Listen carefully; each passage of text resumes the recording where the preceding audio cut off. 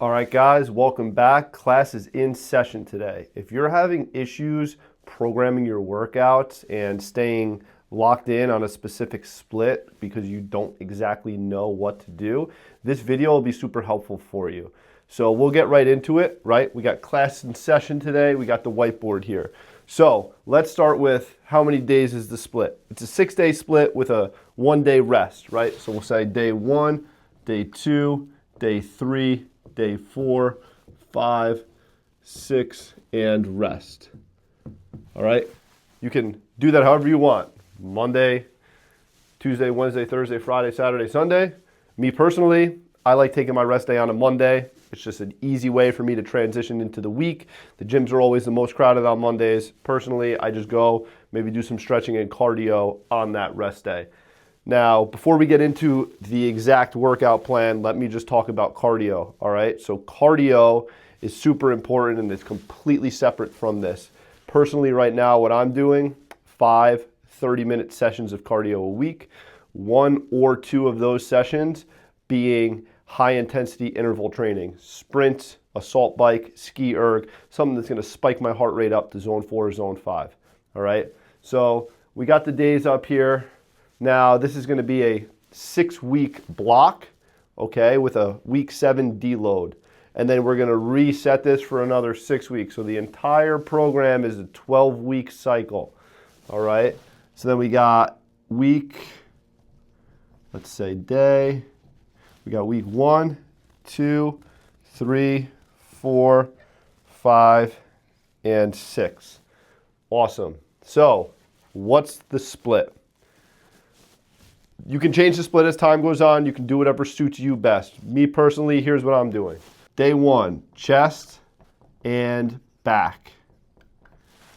Day 2, legs plus core, ab work, reverse hyperextensions. Day 3, delts, arms, and do not forget forearms, guys. Day 4, chest and back. Day 5, legs plus abs. Day 6, delts, arms, shoulders. Okay, great. So let's just move this down here. This is the split, all right, each day. Now, week 1, what's the rep ranges? We're looking at this protocol as 2 different blocks, okay? So week 1, day 1, 8 to 12. We're doing a good job just kind of figuring out what these exercises are, where our weights are, where our reps are, where our strength is at, feeling the new things out. 8 to 12 all the way through. Then we're going 12 to 15 all the way through. So let's get into it. This block here is all multi-joint compound movements. Now we're hitting everything twice a week, but we're changing the exercises up. So chest and back, yes, taxing, it's a lot, but here's what we're doing. We're doing all pressing movements, incline barbell press, incline dumbbell press, flat bench press. We're doing weighted dips, right? These are multi-joint movements because they're coming from the elbow and they're coming from the shoulder. Same with back, pull-ups, weighted pull-ups, rows, any sort of rows, right? I'm not gonna get too into my specific workouts I choose, but this is just kind of an idea. I'll give you a quick rundown. I have chest and back today. Here's what I'm gonna do. Starting with incline barbell press on the Smith machine. And then I'm doing pull-ups / weighted pull-ups. Then I'm doing flat dumbbell press. Then I'm doing T-bar row. Then I'm doing weighted dips. And then I'm finishing off with single arm dumbbell row. That's it. 3 sets, 8 to 12. Legs. A couple examples of what you can do here for legs. Squats, hack squats, linear leg press, leg press. You could do deadlifts, straight leg deadlifts. You know, these kind of movements, again, multi-joint, coming from the hip joints, coming from the knee joints. But when we circle back later on in the week to the 12 to 15, 15 to 20, or the higher rep days, again, legs are half our body. So we got to make sure we're still hitting them hard. I still always throw a leg press in because that's something I can still do 21 to 30 reps of, and I want to do 21 to 30 reps of, right? So I'll do like leg press, leg extensions, leg curls, glute bridges, calves. I forgot to throw in calves, but I figured everyone just assumes calves are legs, right? Calves are always grouped in with the leg section, but for this video, I will say calves and legs work together. Delts and arms. The delt day, right? So multi-joint compound movements, dumbbell press, hammer strength press, pressing movement. So I usually do standing press because it's going to activate my core, so I'm a little unstable. Alternating arm standing press. Then I'll do like a seated military press or a hammer strength press, and then some upright rows. And then I'll do like arms. So I'll do like heavier barbell curls. Then I'll do, some skull crushers or some close grip press. Stuff that's going to be more taxing that you're going to want to load the weight on. Like, you're not going to want to load the weight on and do 3 to 5 barbell curls. Like, you're just going to be swinging at your body, So like, as you're planning this for yourself, these are good guidelines and splits and rep ranges for you, but like, use your own judgment and pick and choose the workouts that you want specifically in those exercises. Like, I don't think it would make sense to do 3 to 5 lateral raises, right? Because you're just going to be horsing your body, right? But then you go later on in the week and you're doing 21 to 30. Nice squeeze, control on the way down. Single joint just moving at our shoulder. But then when we're doing press, it's double jointed here. Then we're cycling back. And this here is now we're looking at it as single joint movements. This is our pump day. These are our pump days. These are there where we're just flexing, squeezing, getting blood into the muscle, feeling good, pumping up, right? So chest and back, we're going to do all fly motions, different angles, right?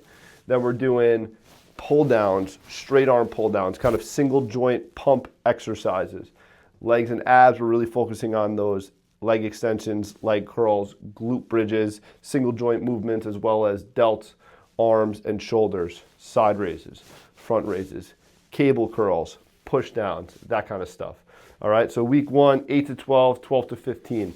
Week 2, 6 to 8. Personally, my favorite rep range to work out in is 6 to 8 because it's like enough volume, but like you're pushing yourself, like you're moving some weight going 6 to 8, right? And then here, 15 through 20, okay? And these workouts, again, they're all staying the same.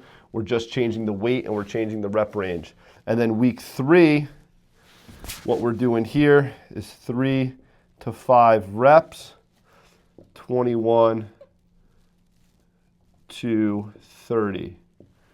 Okay, so as the weight gets heavier earlier on in the week, the weight gets lighter later on in the week for more squeeze, more stretch, more blood to the muscle. All right, and then week 4, what happens is we actually go back 8 to 12, week 5, 6 to 8, and week 6, 3 to 5, making sure we're either doing more reps or more weight. It's called progressive overload. We do this shit for a reason. We got to make sure the weights are going up or the reps are going up, or we're not going to get stronger. We're not going to get more muscle. All right.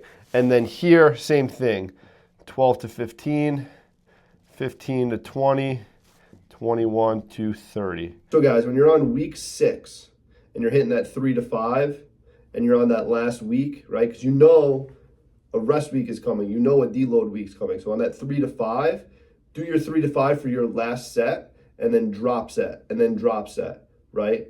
And then later on in the week, 21 to 30 on that last set, do 10, drop it, 10, drop it, 10. So you're doing 30. So the last week, week 6, before your deload week, you're doing triple drop sets basically on the last set of every exercise.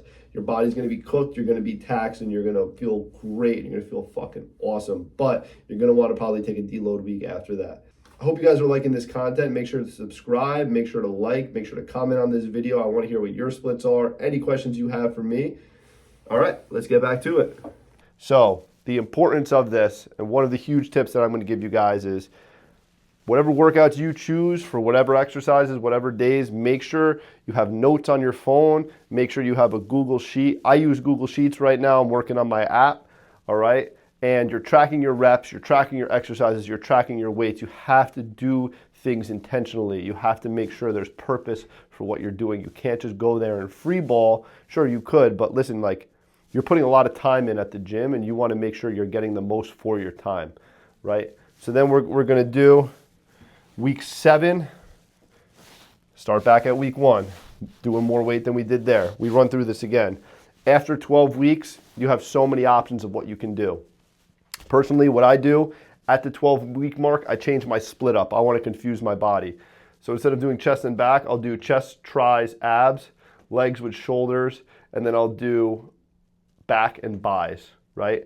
I'll change the splits up, but I'll also change the exercises up. So what I mean by that is incline is still incline, right? But instead of doing barbell, I'll do dumbbell. Instead of doing flat bench with a dumbbell, I'll do it with a barbell, or I'll go on one of the hammer strength machines. Like there's so many different variations of the same exercise you can do. And this way you're kind of keeping things exciting and you're keeping things easier to maintain, and like it keeps you having fun doing this. Because at the end of the day, like we want to have fun while we're doing this because we're putting our time and our effort into it.